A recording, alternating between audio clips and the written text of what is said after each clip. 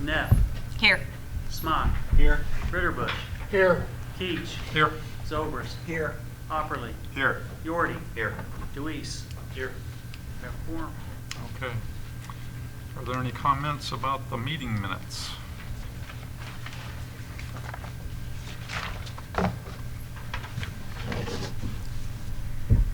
Hearing none, I would entertain a motion to approve the minutes. I'll make a motion to approve the minutes. We have a motion? Second. And a second. All in favor, say aye. Aye. Opposed, the same. Approved. Okay, so we have a public hearing tonight. We have a couple items on it, and before we do that, we typically have our council explain a few things about public hearings. Thank you. A public hearing is being held tonight pursuant to published notice. Any person wishing to make a comment will be afforded an opportunity to do so under oath or affirmation. At the conclusion of the public hearing, the Plan Commission will make a recommendation to the Village Board. The Plan Commission makes recommendations only. The Village Board is responsible for taking final action on these matters. Okay, the first one is an ordinance making amendments regarding sign regulations to Chapter 9 of Title 10 of the Morton Municipal Code. Brad, do you want to explain that one to us? Yes. So in your packet, with the ordinance, there is a map. What we did was so in our ordinance, in B3, you're allowed to have a 30-foot tall sign. In the interstate corridor, you can ask for a variance for that. I did give you a list of signs that are in the interstate corridor and the height, and that they all received a variance. It seemed to be a standard practice that a variance was granted. I don't have any record of variances not being granted. What we did was we identified all that area and we expanded on it a little bit that would allow a 75-foot sign as a permitted, as just being permitted as opposed to asking for a variance for it. So we just thought that would make it a little cleaner, a little easier for businesses to just apply for a permit for a 75-foot tall sign in that area. Okay. Is there anyone from the public who would like to talk about that or ask questions? What about any discussion on the board about this? Well, I noticed the map doesn't include the south side of town, the Field Shopping Center, 155. Are there taller signs in that area also, but maybe just not that tall? No, that's a good question. We actually looked at that area. There are no signs that have a variance for height in that area, and I've not ever received a request for a sign. So at this point in time, we felt until there was actually a need or want for a sign, then maybe it could be addressed later, and this map could be expanded. Okay. Thank you. Or they could ask for a variance. And they still, yes, you're correct. They can still ask for the variance in the interstate corridor.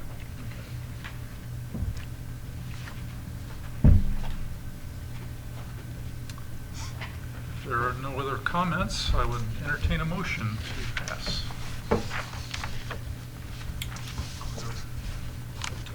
We have a motion, Chad, please. Second. And a second. Keach.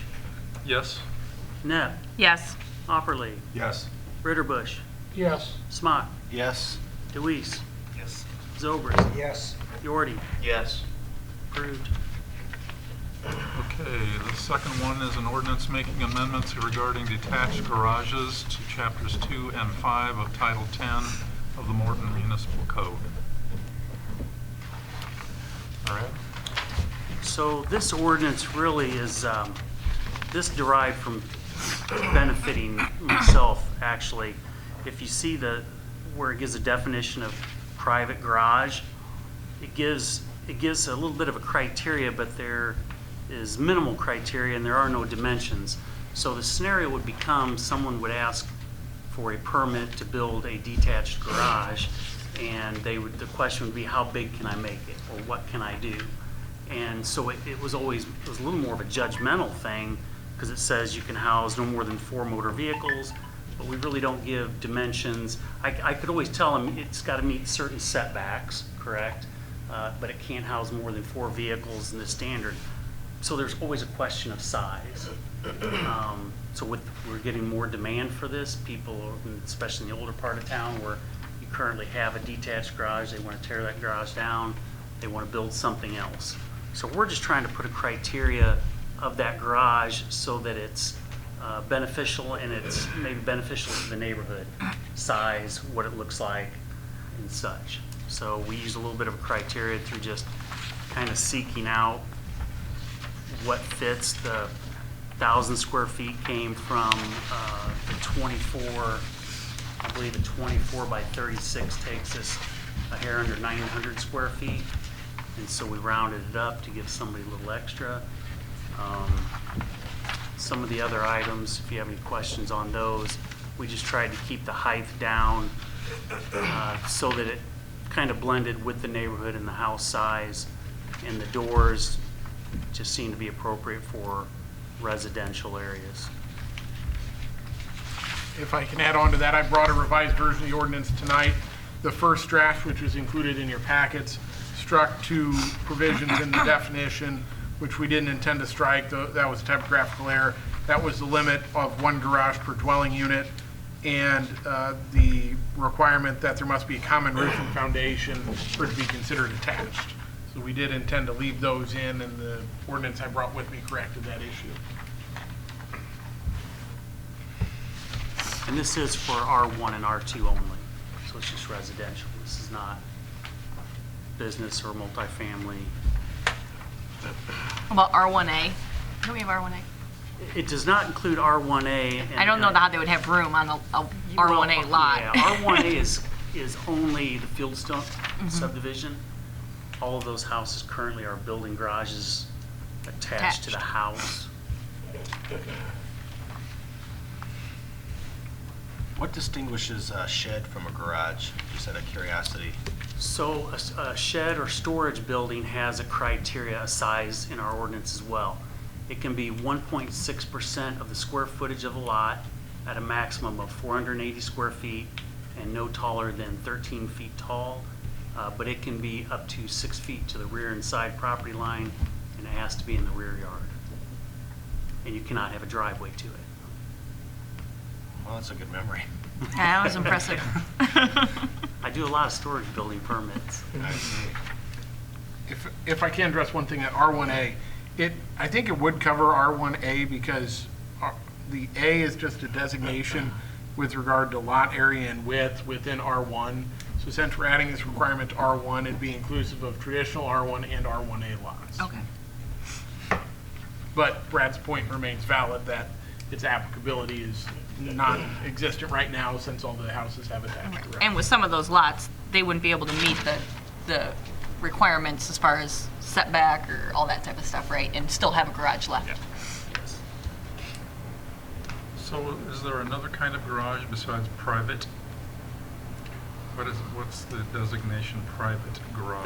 That's a great question. Sometimes I read through the ordinance. It's kind of hard to know why things were written that way. I don't know. That was before me. Okay. Maybe Pat, would you have there is not a definition for a public garage in the code. A lot of use definitions are kind of historically rooted. I assume that at some point in time there might have been a public garage, like an automobile service station type of use, but in our code we don't have any other type of garage defined. So I don't know why we don't use the term public garage in the code. Brad, circumstantially, if someone bought an older home that had a detached garage that was over 1,000 square feet, and if it was dilapidated or damaged, and they were to go to replace that garage, would they be limited by this 1,000 square foot ordinance, or would they have to get a variance for that? My interpretation is yes, because if you're going to tear something down, you are now starting new. You can do maintenance on that. You can do upkeep, maintenance, whatever you need to do. And a perfect example is there's a house that had a Morton building on it in town, and that question came, we'd like to tear it down and build another one. They couldn't do it, but they completely refaced it and they redid it and kept the same building. So yes, is that accurate, Pat? Yeah, it's essentially, that would become a lawful non-conforming use, so it would be subject to our existing requirements, which are under 10.4.2.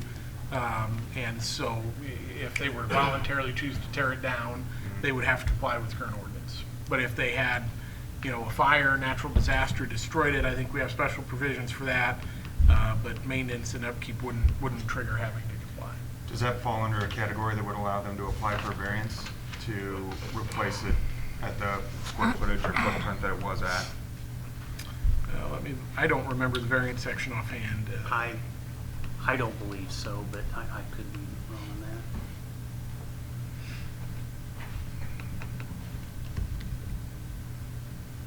I guess my question would be if that was, even if that was allowed, variances are given on hardship cases. So Right. I don't know that, I guess that's just my opinion. I don't know if that's the type of thing that would allow for a variance. How many properties would fall under that scenario currently? Are there that? That have garages Over exceeding 1,000 feet. 1,000. I don't know that number. I don't know. I mean, we have a lot of, generally the detached garages are smaller than that because they're in the older parts of town where typically it was a one-stall garage and they tear that down, they want to build a two-stall garage generally. So if there was, to your question, Bill, there is a provision where a variance is allowed to reconstruct a non-conforming use which was destroyed to an extent exceeding 25% of its fair market value. Because that's our trigger for coming into compliance. But that wouldn't apply if I just decide this is old and I don't want it anymore. It'd be fire, tornado, something like that. So that'd be a variance process. Yeah, it'd have to be deemed unsafe or something like that. Yeah, the code language is destroyed to an extent exceeding 25% of its fair market value. Okay, any other questions? To Kara's point, I mean, I've got a detached garage and it's a two-car garage and it's still only 24 by 24. And I can't think of that many garages in the older part of town that are, it's a great question, because, I mean, I can totally see that happening. Well, my only, as far as a hardship, one might say that they're going to reuse the foundation and to rebuild a garage that's on a lesser foundation, I mean, they'd have the hardship of removing that to replace it to accommodate the smaller building. Well, in some cases, when, I don't know what the ordinance is in Morton, but I've heard of people rebuilding homes on an existing foundation, and it becomes, they're grandfathered in on things like setbacks and so forth. So, I mean, if you built it on the same foundation, or maybe that would... Our code requirement is 25% of fair market value. So essentially, if 25% of the cost to build that fair market value, I'd assess what it costs to build a new garage. Tearing it down, even reusing the same foundation, I would imagine the reconstruction of it would exceed 25% of the value of it. So we have, some communities do have that provision that's very generous on grandfathering if you reconstruct, and ours isn't generous. It isn't that generous in that regard. Okay. I believe we do have instances in town where there are detached garages where they also then put like a living area kind of above it, or like a whatever, right? Does that some sort of that falls under the same ruling, correct? I would believe those are existing non-conforming.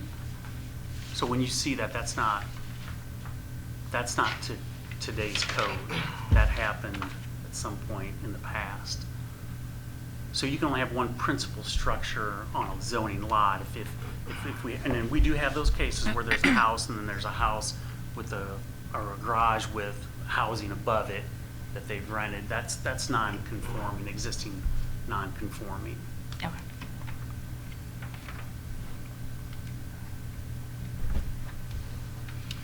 Okay, any other comments or questions?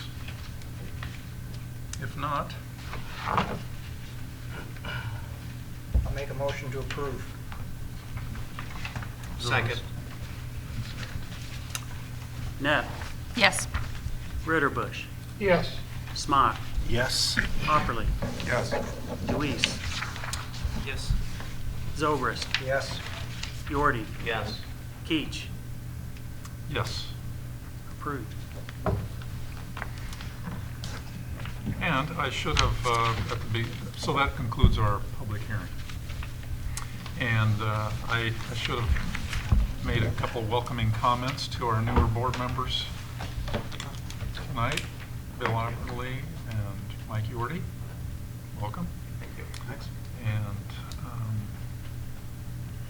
are there any other, is there any other business, Brad? I don't have anything tonight. Thank Okay. you. All right, then I would entertain a motion to adjourn.